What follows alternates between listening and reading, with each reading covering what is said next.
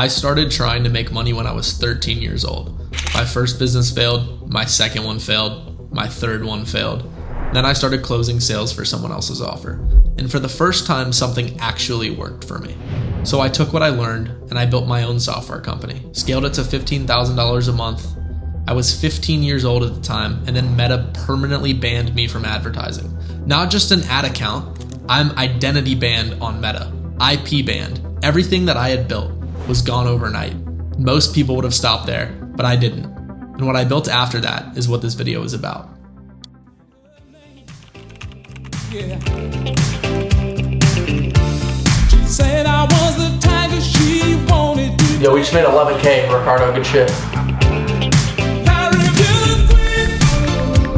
Yeah, I love this one. 2 new clients this month.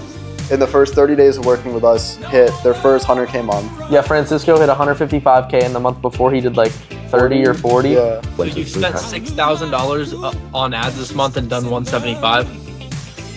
Yeah. What the fuck? Dude, you're legit. Thank you, bro. You're the only guy that I actually think is authentic and has a heart behind it. That hasn't been just like. That means the fucking world, bro.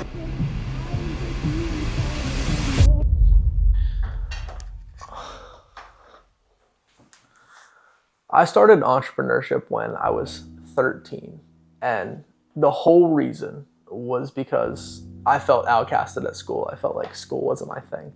And when I was at home, I would switch between 2 houses every single day because my parents were divorced when I was 6. And I have a great relationship with both of them. I think I have the best parents in the world. And at one of the houses, I felt like everything that was handed to me, I didn't earn because my family was wealthy.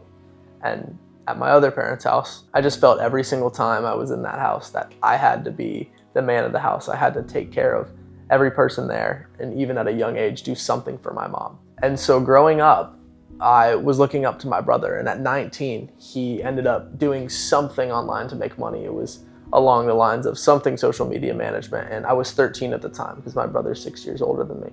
And I started understanding, okay, you can actually make money at a young age, because I didn't find it on YouTube. I didn't find it on Instagram or TikTok. The first person that I saw doing it was my brother.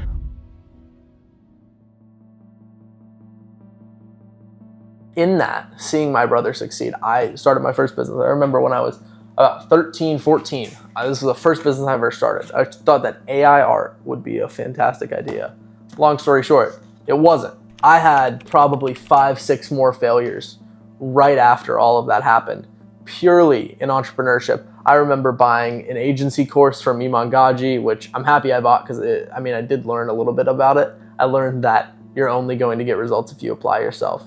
And then, while I was running all of the things and trying to make my first dollar, the one thing that I realized was the true reason that I started entrepreneurship was not because I wanted to do all of this stuff to provide. It's because I wanted to prove to myself that I could earn the life that my family had given me. And I felt so incredibly insecure about the entire life I was living because I knew that it was because my dad worked hard and because I had a fantastic mom growing up who was amazing at being our parent. And their teamwork together, even before and after they separated, was what gave me an amazing life as a kid. All of that in my mind just became this massive insecurity that I didn't deserve anything that was in my life as a kid. And that pure insecurity is the entire reason that you see everything around me today. And I learned this from my favorite movie growing up, A Bronx Tale. And it's about a really good kid who has a good-hearted father, but he grows up on the same block as a mafia boss. And the mafia boss's bar is there and all the mob men are there. And the kid, because of his curiosity, continues to go and see the bar and talk to the mob people, build the relationship, whatever. And the kid ends up becoming a part of the mob. And the one main lesson of that movie is that the saddest thing in life is wasted potential. And I know that with the circumstances that God gave me and the mental ability and just how much I have support from my family, that I had so much potential, and that if I were to not achieve it, I would be regretting it for the rest of my life.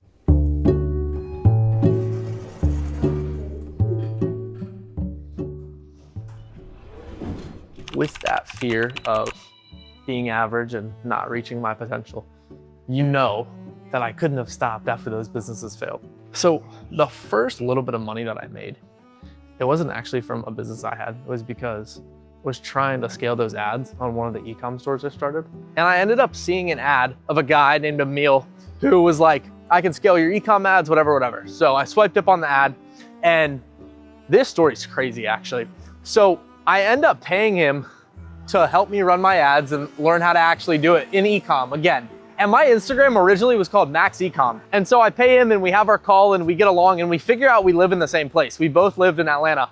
And we were like, screw it, like let's meet up. So we went out to get pizza and he ends up convincing me, for some reason he saw some sort of potential in me, which he was right, clearly. I was about 15 and I started setting and closing on an e-com info offer. And honestly, it went pretty well.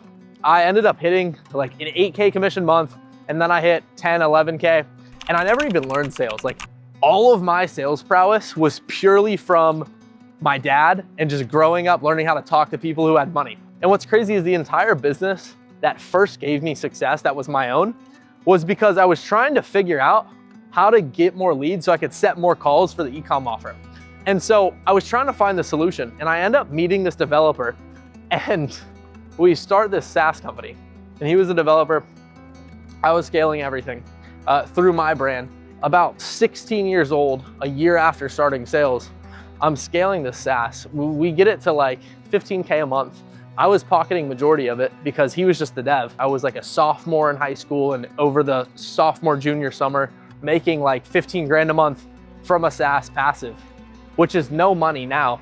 And everything I learned was, number one, I shouldn't have been selling a $300 SaaS because selling to poor people sucks. It's not very fun. You want to sell to rich people and people whose problems you can actually solve. But as that time went on and I continued just stacking money, I was not smart with that money. I spent it on a ton of bullshit, and that's totally fine. I was like 16. I learned the lesson early. But what I did learn was not to trust people and to make sure that you're always the person in the point of leverage. And the reason that I learned that is because the entire SaaS company fell from under me very quickly. I started running ads on my account and I was underage. And because I was underage, I used an ID that I shouldn't have, and I have become permanently banned on Meta. So if you plug an ID with my name or a credit card with my name into a Meta advertising account, it just immediately gets banned. Now we've found ways around it, but I've been permanently Meta banned since I was like 15 and a half going on 16. And that's why scaling it was hard. So I was obviously trying to reduce the actual cost of service. So I went and tried to find different software solutions because my dev was my biggest cost. It was expensive.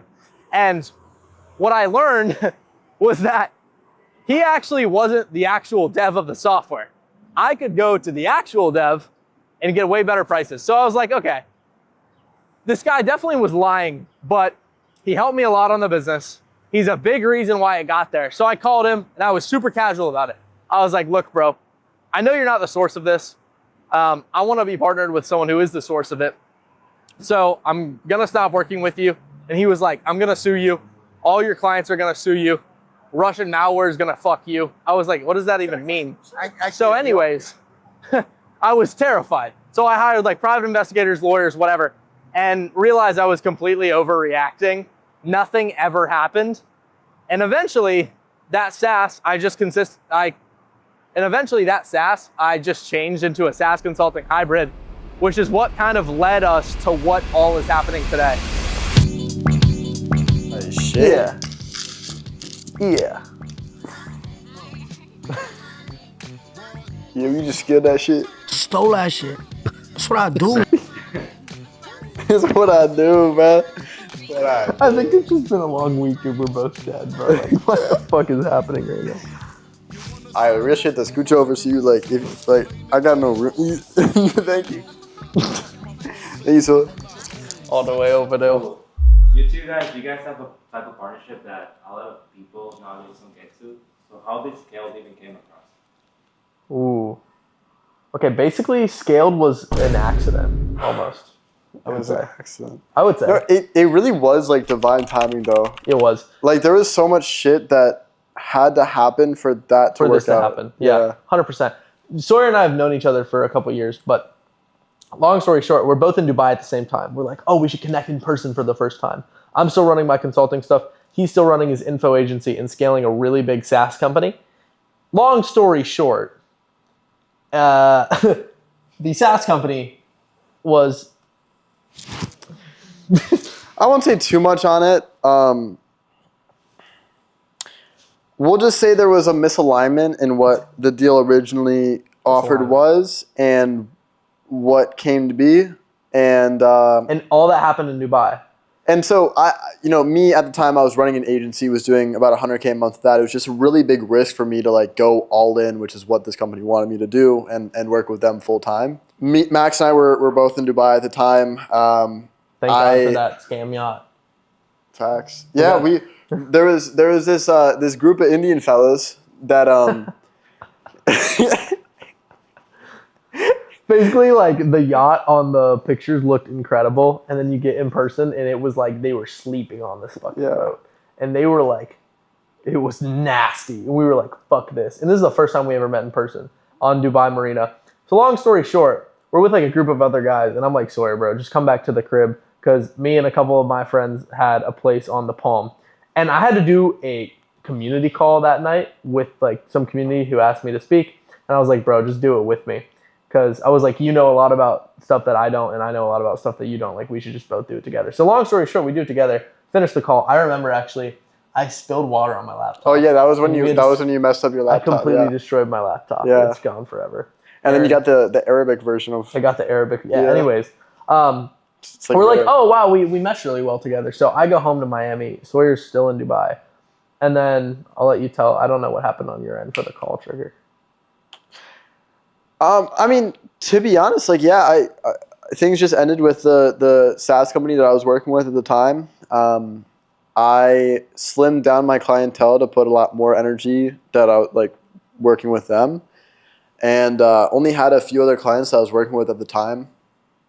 Peak at my agency had like 9 full done few clients that I was working with. We were doing everything for them, and Max, I just realized like on that call, Max and I worked really well together. You know, like a lot of the things that I wasn't as proficient in and didn't really know as much about, like he was very good at, and vice versa. And that was just kind of like a big turning point for me. I've had business partners in the past before, but a lot of the times, like, what I'll say is you have to be very careful about the people you do business with, because it will either be the best or one of the worst decisions that you'll ever make. You'll either win or you'll learn. Yeah. But most of the time you learn. Yeah. You don't win.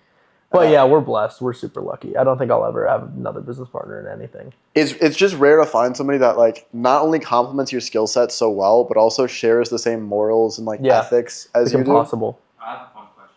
Wait, but hold up. Wait, I have one other point to make.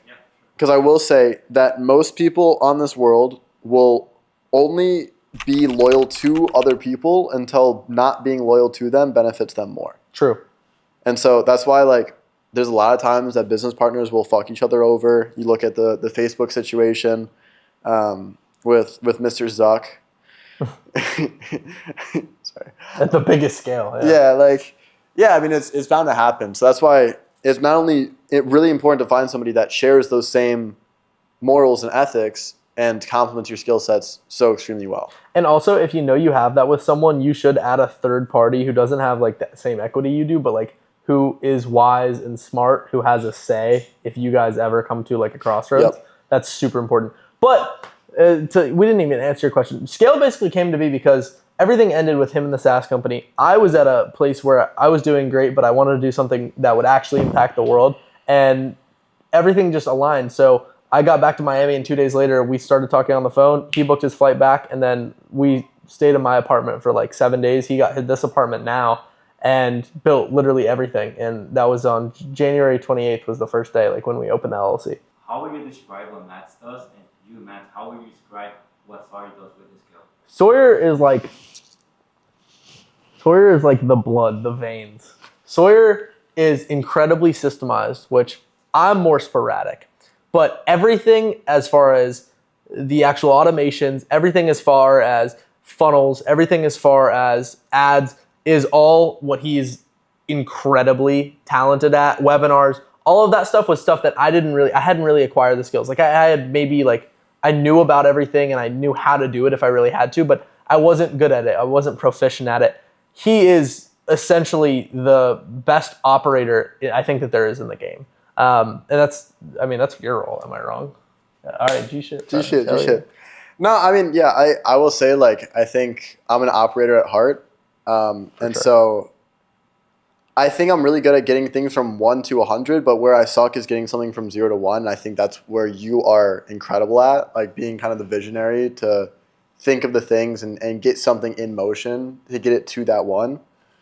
I think outside of that, like a lot of the things that I'm not as strong with when it comes to content or like positioning on that end, you're incredibly talented at. And Thanks, bro. just building like really good team culture. I think we're both good at that though. I will say another skill set that like I think in situations like in a sales environment I'm very good at, but you do it very naturally is just your like human psychology and like the way that you converse I will with say people. that. Thank you.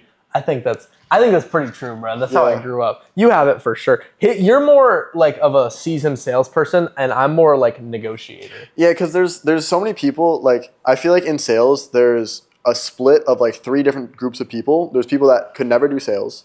There's people that, with like a good amount of training, could become really good, and there's people that are like naturally just born with it. And I think you're in that last bucket of like being naturally born with it, and that was with the environment you grew up in and whatever.